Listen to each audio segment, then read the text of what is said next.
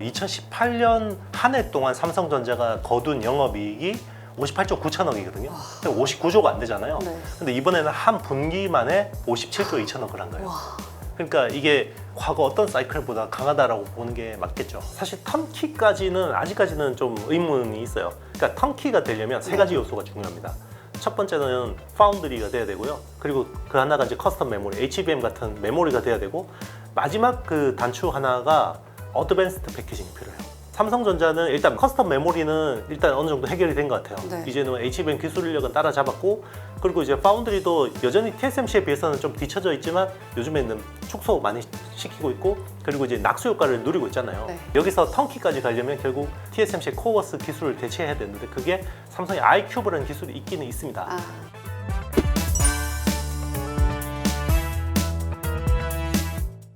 안녕하세요. 도너리 박하윤입니다. 삼성전자와 SK하이닉스가 역대급 실적을 발표하면서 주가가 고공행진을 하고 있는 상황입니다. 앞으로의 흐름이 굉장히 궁금한데요. 오늘은 IT의 신 이형수 대표님 모시고 이야기 나눠보도록 하겠습니다. 안녕하세요. 네, 안녕하세요. 모든 분들이 알고 네네. 계시겠지만 우리 네. 대표님 소개부터 네. 부탁드릴까요? IT의 신 이형수라는 이제 유튜브 채널을 운영하고 있고요.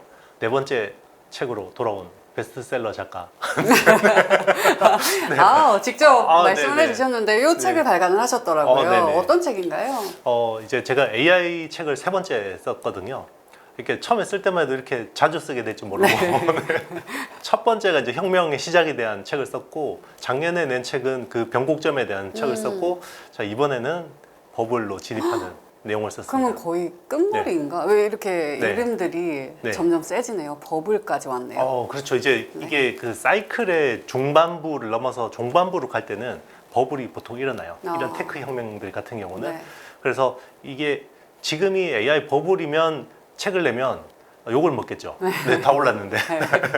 그러니까 아직은 버블이 오기 전에 이제 버블에 초입해서 이제 책을 냈죠. 그래야 사람들이 도움이 되니까. 그래서 이제 좀 시나리오를 과거 닷컴 버블을 가지고 좀 많이 참고를 했어요. 네. 제가 그 인생에서 겪은 테크 혁명은 크게 두 개가 있거든요. 90년대고 2000년대 초반에 닷컴 버블하고, 그건 이제 인터넷 혁명이었고요. 그리고 이제 2010년도에 일어난 이제 스마트폰, 그러니까 이제 모바일 혁명은 이제 제가 사회생활하면서 겪었기 때문에 굉장히 많은 도움이 됐지만, 사실 이번 사이클은 모바일 혁명을 넘어서요. 그래서 닷컴 버블의 그 광란의 버블을 굉장히 많이 참고를 해서 네. 이번 책을 썼습니다. 일단 버블의 초입에 있다라고 네네. 말씀을 해주셨는데 핫꽃이죠. 핫꽃이에요. 많은 네네. 정보들도 책에 담아 놓으셨다고 하니까요. 네네. 읽어보시면 좋을 것 같고요. 네. 최근에 삼성전자하고 SK하이닉스가 정말 역대급 실적을 발표를 했습니다. 이걸 보고 시장은 이건 네. 단순한 호황이 아니다. 이제 좀 산업적으로 구조적으로 변화가 시작이 되고 있는 또 초입이다라고들 말씀을 하시더라고요. 대표님께서는 이번 실적 어떻게 보셨나요? 어마무시하죠. 그러니까 이게 사람들이 잘 체감을 못 하는데요. 우리가 보통 이번 사이클 전에 슈퍼 사이클을 보통 2016년, 17년, 18년 이제 클라우드 슈퍼 사이클 많이 이야기를 하잖아요. 2018년 한 해 동안 삼성전자가 거둔 영업이익이 58조 9천억이거든요. 59조가 안 되잖아요. 네. 근데 이번에는 한 분기 만에 57조 2천억을 한 거예요. 그러니까 이게 과거 어떤 사이클보다 강하다라고 보는 게 맞겠죠. 네. 네. 특히 SK하이닉스는 만약에 100을 벌면 72 네, 다 수익이다 맞아요. 라고 하더라고요. 영업이익률이 네. 72%면요. 엔비디아를 넘어섰죠. 그리고 이제 매출 총이익률 많이 따지잖아요. 매출 총이익률이 거의 80%. 그러니까 79%를 기록했는데, 하드웨어 회사가 이런 이익을 거둔 거는 아마 거의 유례가 없죠. 없죠. 네. 근데 이 수익 구조가 네. 일단 이게 지속 가능한지, 아니면 이게 네. 이런 일이 없었으니까 이게 네네. 진짜 정점인지, 이게 네네. 중요할 것 같거든요. 어떻게 그렇죠. 보시나요? 일단 모르죠. 안 되는데. 그러니까 이거는 정말 그 예측하기가 불가능한 영역인 것 같긴 해요. 그러니까 보통 이제 반도체 분석하시는 분들, 뭐 저도 사실 20년 분석했으면 적게 분석한 건 아니거든요. 그런데 이제 보통 제가 겪었던 사이클로 보면 이건 설명이 안 돼요. 그러니까 과거의 툴로 분석을 하면 하나도 안 맞죠. 그러니까 이번은 과거 사이클하고 너무 다른데, 항상 그래도 이제 사이클에서 조심해야 되는 말이 이번은 달라요. 이 말을 제일 조심해야 되는데, 그런데 이제 제가 그 말 정말 싫어하는데 이번은 정말 다른 것 같아요.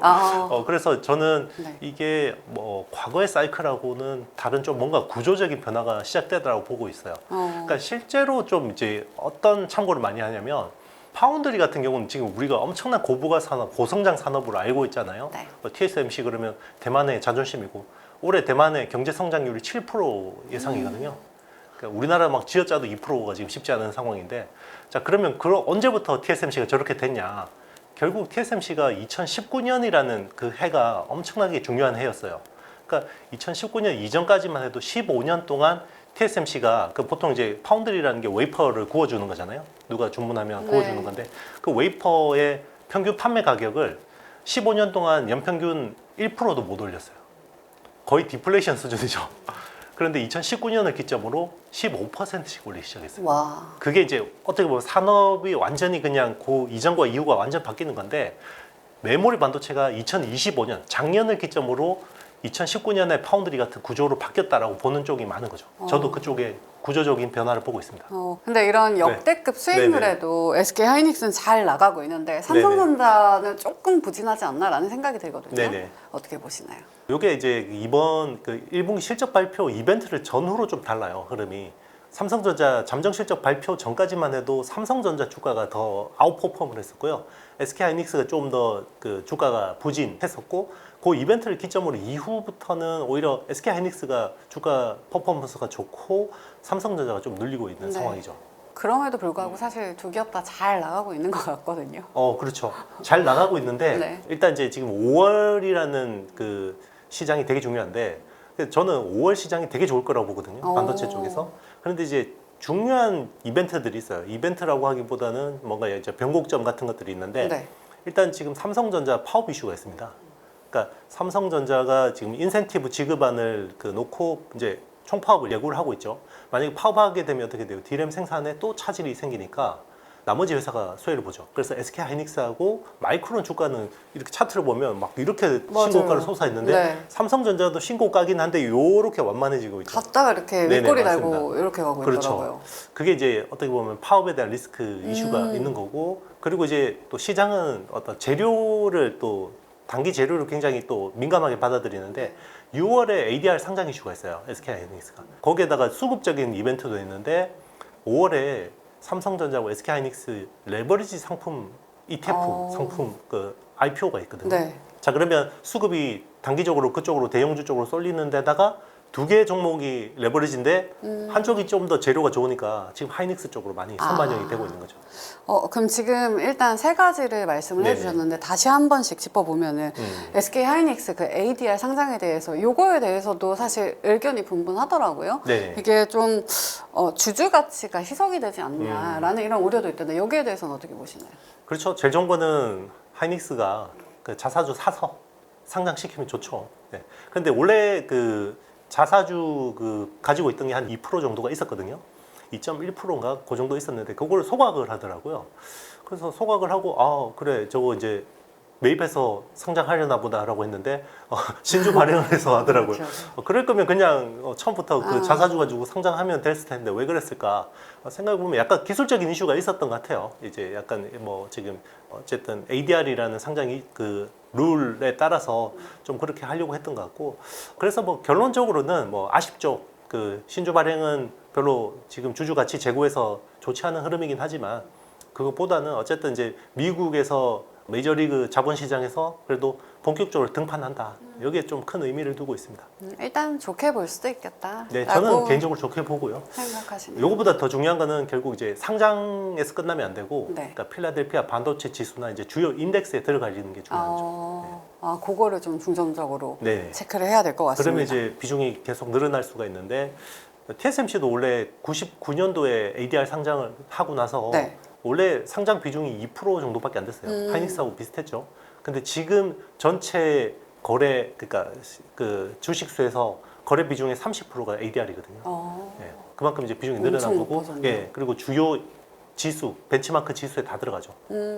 일단 필라델피아 지수에 편입이 되는지 이게 가장 중요할 것 같고 네네, 맞습니다. 삼성전자 그 파업에 대해서도 살짝 이야기를 해주셨는데 이게 만약에 파업을 단행할 경우 최대 30조 원의 손실 가능성이 있다고 하는데 네네. 이게 이미 주가에 반영이 됐다고 보시는지 아니면 앞으로도 또 영향을 받을 거라고 보시는지 어떻게 보세요?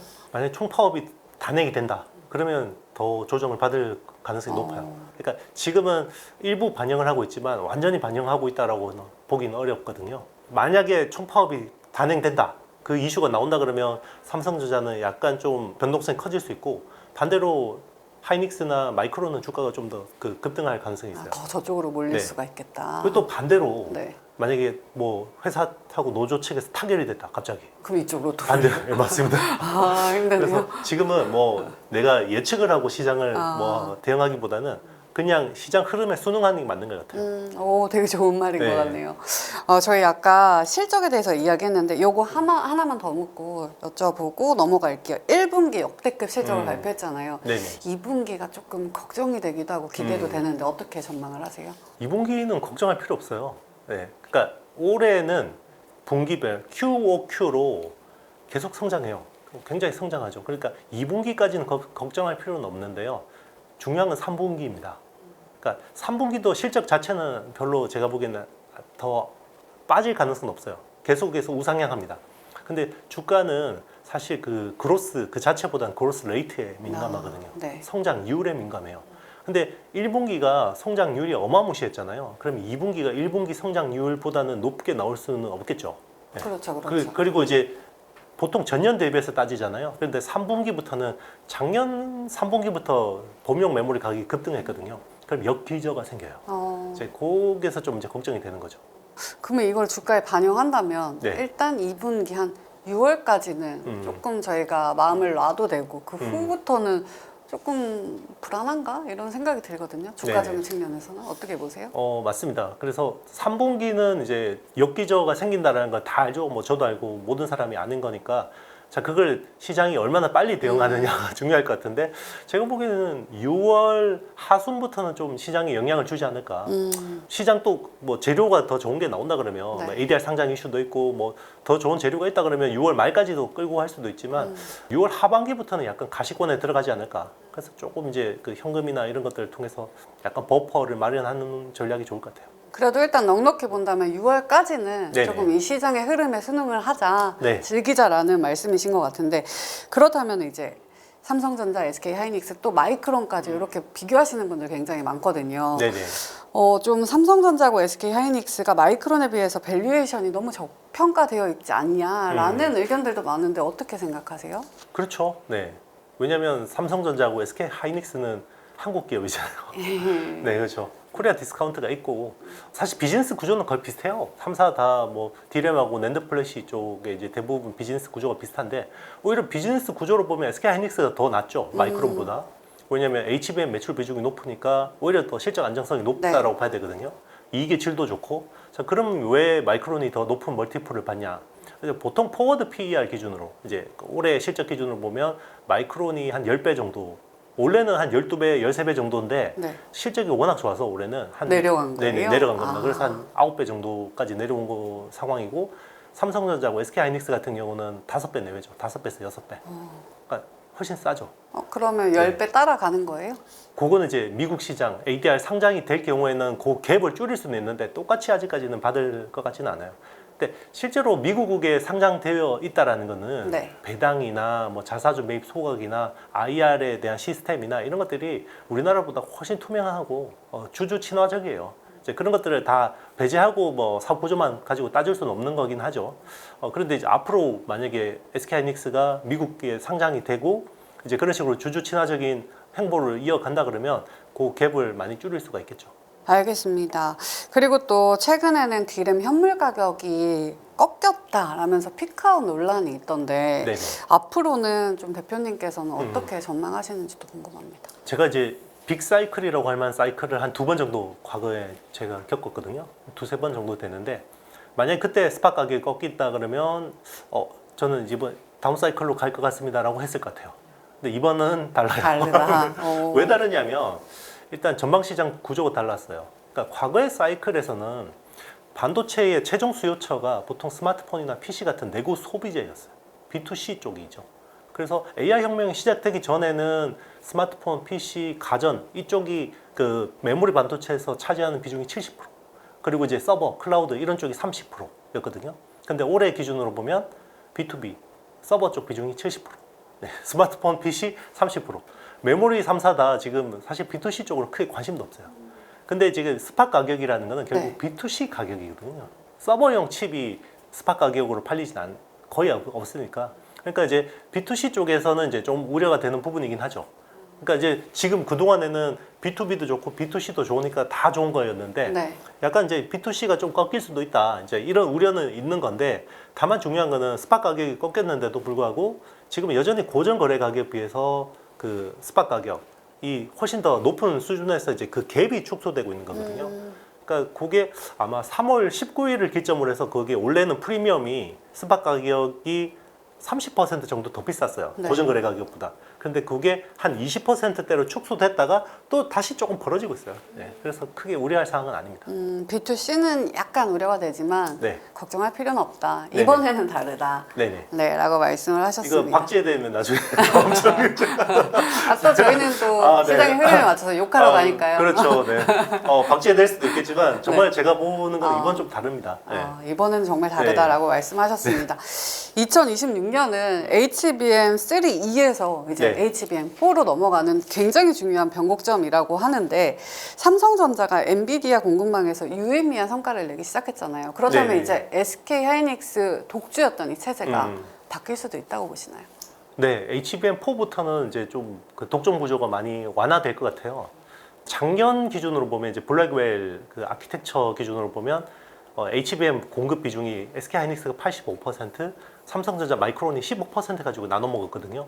그런데 HBM4 이제 루빈 그 아키텍처부터는 이제 SK 하이닉스 비중이 50에서 60% 정도로 쪼그라들고요.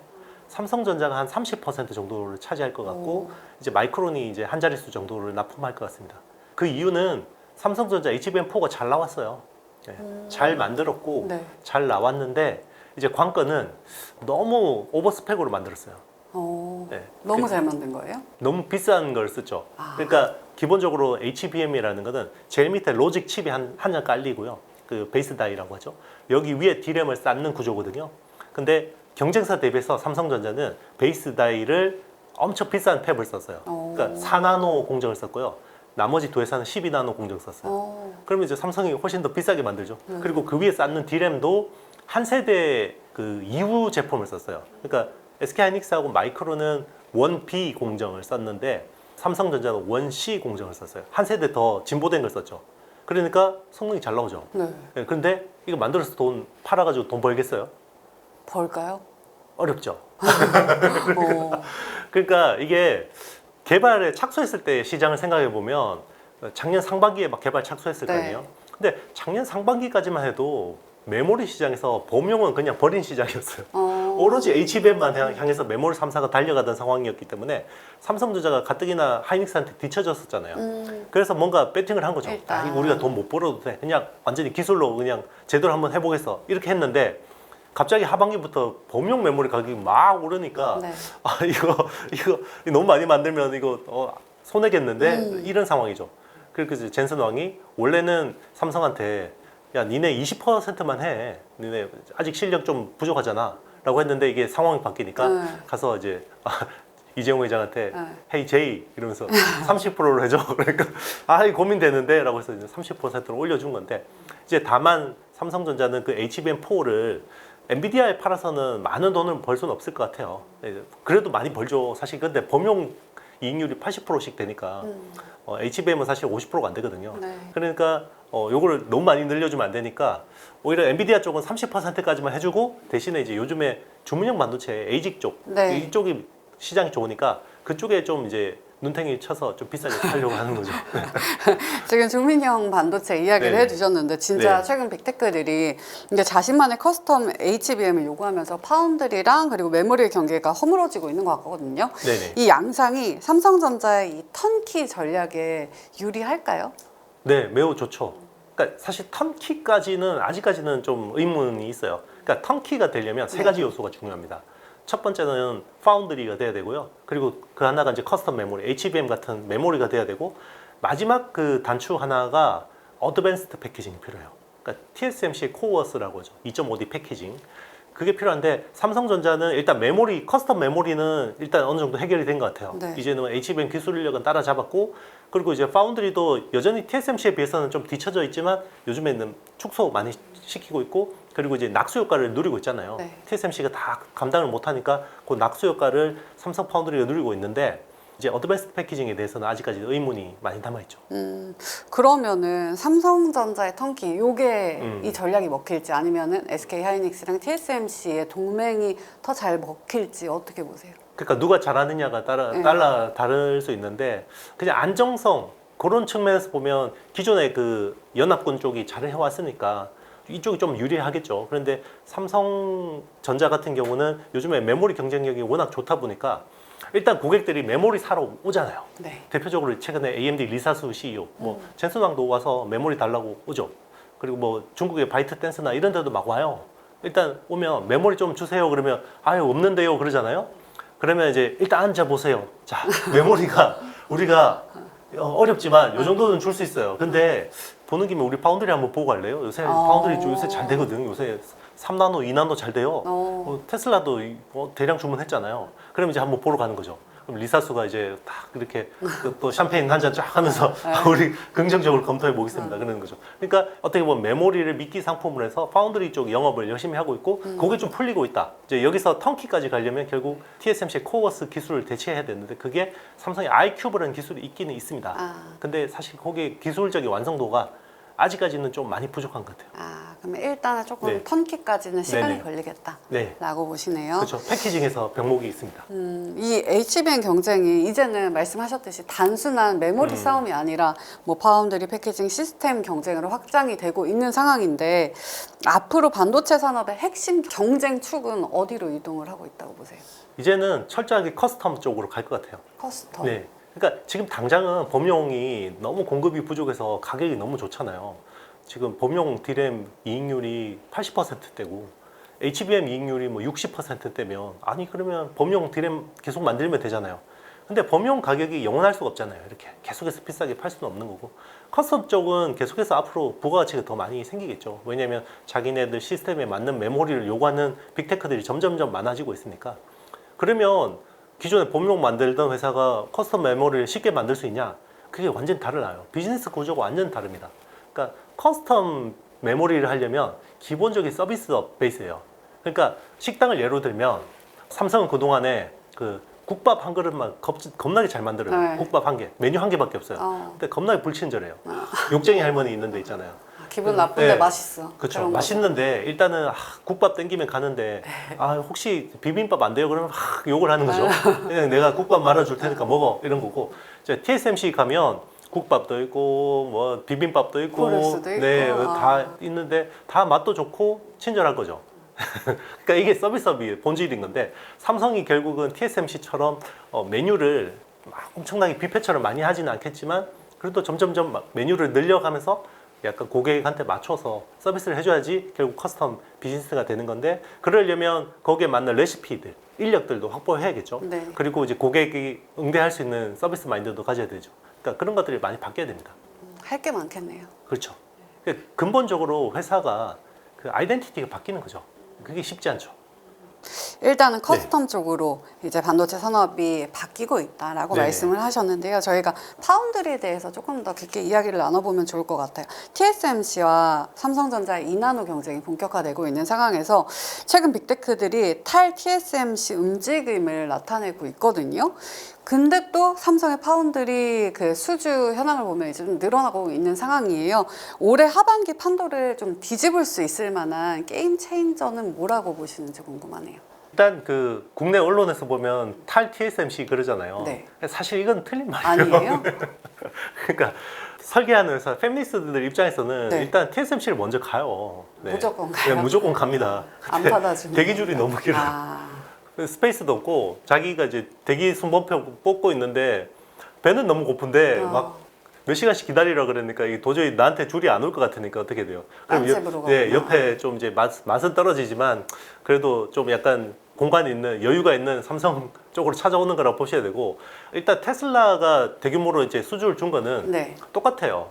TSMC가 테슬라한테 이렇게 잘 응대를 해줬다 그러면 아마 안 왔을 것 같아요. 근데 이제 뭐 사실 TSMC 입장에서는 테슬라가 빅테크라고 하지만 그렇잖아요. 엔비디아나 애플에 비하면 뭐 물량이 기본 수준이거든요. 그런데 뭐 또 일론이 뭐 이것저것 참견하는 건 되게 많으니까 귀찮으니까 다른 데 가보세요 이러니까 이제 삼성 찾아온 거라 봐야 되는 것 같고 네. 그래서 사실은 탈 TSMC라고 보기보다는 TSMC가 다 못하는 물량의 일부를 이 낙수 효과로 이제 삼성이 받아먹는 거라고 봐야 되고요. 자, 그럼 이것도 대단한 거예요. 왜냐면 재작년까지만 해도 삼성의 3나노 공정은 낙수 효과도 못 받아먹었어요. 그러니까 순번표 기다리다가 도저히 못 견뎌서 찾아왔는데 너무 맛이 없는 거예요. 네, 너무 맛이 없어요. 그래서 이거 도저히 안 된다라고 해서 그런 거였는데 어쨌든 작년부터는 그래도 맛이 많이 개선돼서 개선이 됐다. 2나노 쪽에서 많이 개선이 된 거고 또 하나 이제 유리한 측면이 삼성은 3나노부터 게이트 올라운드라고 해서 트랜지스터 구조를 새로운 구조를 바꿨어요. 근데 레시피를 바꿨는데 3나노에서는 이제 너무 수율이나 성능이 떨어져서 그러니까 못 먹을 음식인 거였죠. 그런데 이제 레시피를 개선해서 2나노부터는 좀 먹을 만한 게 바뀌는 거고요. 네. 이제 TSMC가 3나노까지는 기존의 자기 트랜지스터 구조, 핀팻이라고 해서 그 구조를 계속해서 유지를 했는데 이제 TSMC가 레시피를 바꿔야 돼요. 2나노부터는 게이트 올어라운드라는 구조를 바꿔야 되는데 여기서 이제 혹시나 삼성처럼 좀 고생한다 그러면 삼성이 기회가 있을 수도 있죠. 그러면 혹시 네. 그 맛집 1등 집을 2등이 이길 네. 수도 있다고 보세요? 요원합니다. 네. 현재로서는 불가능해요. 현재로서는 왜냐면 안 돼요. 시장 점유율이 TSMC가 지금 70%예요. 네. 삼성이 2등이라고 하지만 7%예요. 네. 그러니까 7% 어떻게 70%를 이기겠어요? 근데 격차를 쭉 줄여가는 것만 더 대단한 거죠. 네.